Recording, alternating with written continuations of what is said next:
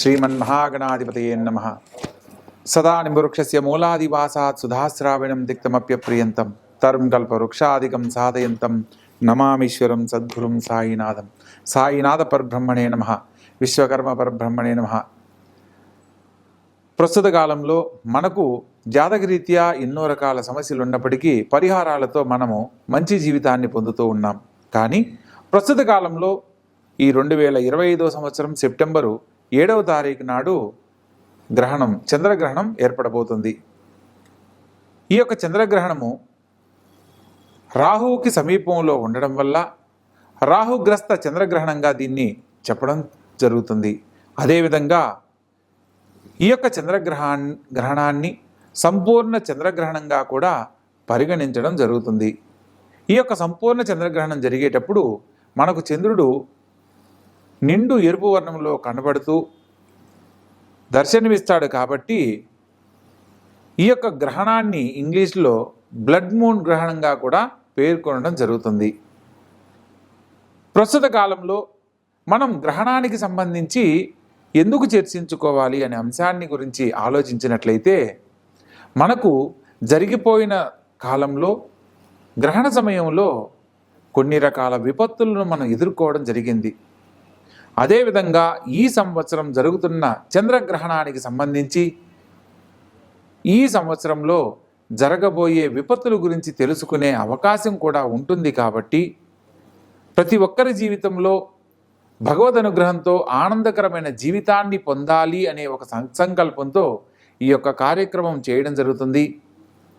ఈ యొక్క గ్రహణానికి సంబంధించి జరిగిపోయిన, అంటే గత కాలంలో జరిగిన చంద్రగ్రహణాలను కనుక మనం పరిశీలించినట్లయితే 2001 జనవరి 9 ప్రాంతంలో ఏర్పడిన చంద్రగ్రహణం వల్ల గుజరాత్లో భయంకరమైన భూకంపం, ప్రకంపనల వల్ల అనేక భూ నష్టము, ధన నష్టము, జన నష్టం కలగడాన్ని మనం గమనించవచ్చు. అదేవిధంగా 2003లో ఇరాక్పై యుద్ధం జరగడము, తద్వారా కొంత భారతదేశంలో ఆర్థిక ద్రవ్యోల్బణానికి సంబంధించిన సమస్యలు ఎదుర్కోవడం లాంటివి జరిగింది. అదేవిధంగా 2007లో కామన్వెల్త్ సంబంధించిన గేమ్స్కి సంబంధించి కొన్ని చట్ట వ్యతిరేకమైన పనులు జరగడాన్ని మనం గమనించవచ్చు. 2010 డిసెంబర్ 21వ తారీఖున ఈ యొక్క విషయం జరగడాన్ని మనం గమనించవచ్చు. ప్రత్యేకంగా 2020లో మనందరికీ తెలిసి ఎంతోమంది ప్రాణ నష్టం జరిగిన COVID-19 రావడం కూడా 2020 జనవరి 10వ తారీఖున ఈ యొక్క గ్రహణం ఏర్పడడాన్ని గురించి మనం తెలుసుకున్నట్లయితే, గ్రహణ సమయంలో ఎన్నో రకాల విధ్వంసాలను మనం ఎదుర్కొన్నామన్న విషయాన్ని మనం గమనించవచ్చు. ప్రస్తుత కాలంలో కూడా ఈ యొక్క చంద్రుడు రాహుగ్రస్తమై గ్రహణ రూపంలో ఏర్పడడం ద్వారా ఈ గ్రహణానికి సంబంధించి అనేక మంది జలప్రలయంలో కొట్టుకుపోవడం,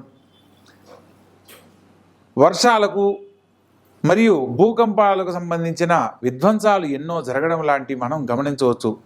ఈ మధ్య జరిగిన కాలంలో చైనాలో జరిగిన వరదలు కానీ, లేదా కొన్ని ప్రాంతాలలో క్లౌడ్ ఫ్లడ్స్ అని చెప్పని మనం ఉత్తరాఖండ్ ప్రాంతంలో ప్రస్తుతం ఉన్న ఈ మధ్య జరిగిన వరదల్లో ఎంతోమంది ఊర్లు కొట్టుకుపోయి ఇచ్చిన విషయాన్ని కూడా మనం గమనించవచ్చు.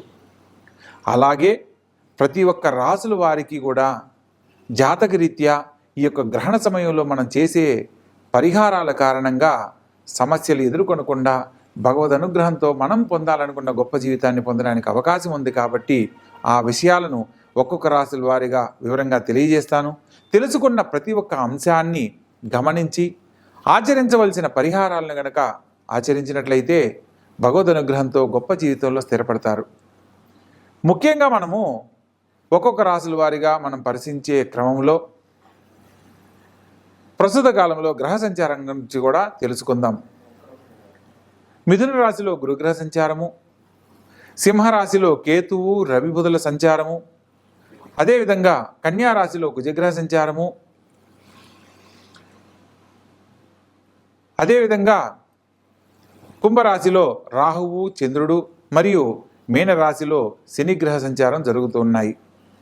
ఇలా గ్రహాలు సంచరించే కాలంలో మనకు ఈ యొక్క కుంభరాశిలో చంద్రుడితో రాహువు కలవడం వల్ల ప్రత్యేకించి ఈ యొక్క కుంభరాశి వాళ్ళు, సప్తమ స్థానమైన సింహరాశి వాళ్ళు, సింహరాశిలో ఉత్తరా పల్గుని నక్షత్రంలో ఈ యొక్క గ్రహణ దోషం ఏర్పడుతుంది కాబట్టి ఈ రెండు రాశుల వాళ్ళు విశేషమైన దైవ కార్యక్రమాలను ఆచరించడము, దేవతారాధనలో ఆ రోజు సమయాలను కేటాయించుకుని మరీ భగవద్భక్తితో గనక ధ్యానిస్తూ మనోవాంఛలను గనక భగవంతుని ముందు చెప్పుకున్నట్లయితే ఎదుర్కొనబోతున్న విపత్తుల నుంచి బయటపడడమే కాకుండా ఆనందకరమైన జీవితాన్ని పొందడానికి అవకాశాలు ఏర్పడతాయి. మీనరాశి, ఈ యొక్క మీనరాశి జాతకులను కనుక మనం పరిశీలించినట్లయితే లగ్నంలో శని సంచారము, వ్యయ స్థానంలో రాహుగ్రస్త చంద్రగ్రహణం ఏర్పడింది. కాబట్టి ముఖ్యమైన విషయాలలో పట్టుదలతో ఖచ్చితంగా మాట్లాడే స్వభావాన్ని కొంత మార్చుకోవాలి, మొండి వైఖరిని తొలగించుకోవాలి. ముఖ్యమైన విషయాలలో అనుకోని సంఘటనలు మిమ్మల్ని కొంత మానసిక చింతనకు గురి చేస్తాయి.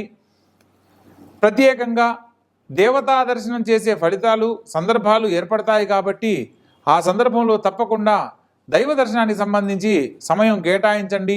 గొప్ప జీవితంలో స్థిరపడే యోగ్యత లభిస్తుంది. ప్రత్యేకించి ఈ రాశి వారికి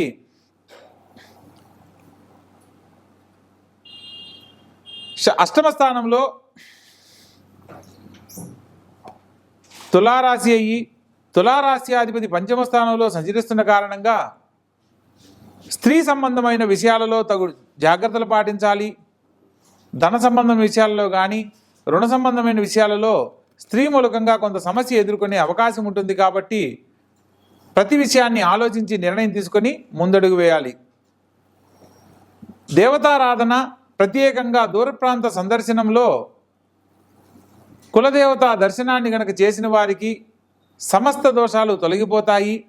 గ్రహణ సమయంలో పాటించవలసిన నియమాలను తప్పకుండా ఆచరించినట్లయితే ఎటువంటి సమస్య నుంచైనా బయటపడే మార్గం దొరుకుతుంది. ప్రత్యేకంగా ఈ రాశి వారు ఎవరినైతే మిత్రులుగా భావిస్తారో వాళ్ళు శత్రువులుగా మారుతారు. కొన్ని సందర్భాల్లో వ్యతిరేకతలు ఎదుర్కొంటారు.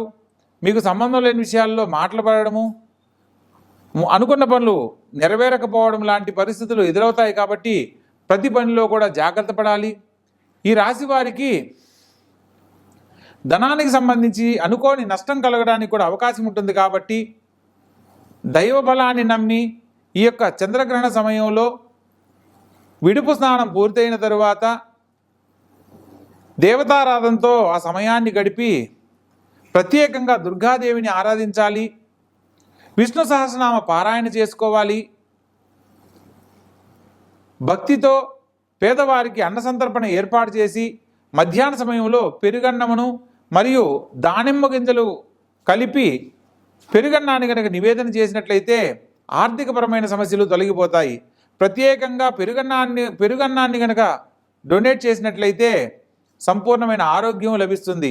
అదేవిధంగా పాలను కనుక దానం చేసినట్లయితే కుటుంబంలో శుభకార్య ప్రయత్నాలన్నీ అనుకూలిస్తాయి. ఆగిపోయిన పనులు ప్రారంభమవుతాయి. మీరు కోరుకున్న గొప్ప జీవితంలో స్థిరపడడానికి చక్కని అవకాశం లభిస్తుంది. కోర్టు ద్వారా ఎదుర్కొంటున్న సమస్యల నుంచి బయటపడే అవకాశము లభిస్తుంది. ప్రత్యేకంగా మనం ఇన్ని విషయాలను తెలుసుకుంటున్న సందర్భంలో గ్రహణ సమయానికి సంబంధించి ఇవ్వవలసిన దానాన్ని గురించి తెలుసుకొని ఆచరించాలి. ఆచరించిన ప్రతి ఒక్కరికి దైవబలం తోడవుతుంది. అనుకున్న పనులు సకాలంలో నెరవేరుతాయి. కాబట్టి చక్కగా ఆచరించండి. గొప్ప జీవితంలో స్థిరపడండి. అన్ని రాసుల వారికి ఈ గ్రహణానికి సంబంధించి దోష నివృత్తి కొరకై ప్రతి ఒక్కరూ కూడా బియ్యం 1.25 కిలో, మినుములు 1.25 కిలో, వెండి నాగప్రతిమ చిన్నది 1, పాలు మరియు తెల్లని వస్త్రము, తేనె రంగు వస్త్రము, 2 ఇస్తరాకులను, బ్రాహ్మణునికి 1 బూడిద గుమ్మడికాయను సమర్పణగా చేసి మనసులో ఉన్న సంకల్పాన్ని కనుక చెప్పుకొని బ్రాహ్మణునికి దానం ఇచ్చినట్లయితే ప్రతి ఒక్క రాసుల వారికి గ్రహణ శాంతి కలిగి గ్రహణ దోషాలు తొలగిపోయి మీరు కోరుకున్న గొప్ప జీవితాన్ని విద్య, ఉద్యోగం, కళ్యాణం, సంతానం, గృహయోగం, విదేశీయాన యోగం, ఆర్థిక లాభం, రాజకీయ లాభం వీటన్నింటిలో కూడా అనేక రకాల శుభాలు కలగడానికి అవకాశం ఉంటుంది. ప్రత్యేకంగా గ్రహణ సమయంలో ఎటువంటి తినుబండారాలను భుజించరాదు. దైవనామస్మరణతో సమయాన్ని గడపాలి. వీలైనంత వరకు పట్టు స్నానము, గ్రహణం విడుపు స్నానాన్ని ఆచరించాలి. వీలు లేని వాళ్ళు గ్రహణం విడుపు స్నానం చేసినా సరిపోతుంది. పూజా మందిరాన్ని శుభ్రపరచుకొని దేవతారాధనను చేసుకోవాలి. ఇలా ఆచరించిన ప్రతి ఒక్కరికి కూడా ఆ గ్రహణ దోషం తొలగిపోయి మీరు కోరుకున్న విధంగా ధనకనక వస్తువాహనాలతో కూడిన జీవితం మీ సొంతమవుతుంది. తెలుసుకున్న ప్రతి ఒక్క విధానాన్ని ఆచరించి అందరికీ ఆ భగవంతుడు సర్వేశ్వరుడు సకల అష్టైశ్వర్యాలను మీ అందరికీ ప్రసాదించాలని కోరుకుంటూ సర్వే జనా సుఖినో భవంతు. శుభం భూయాత్.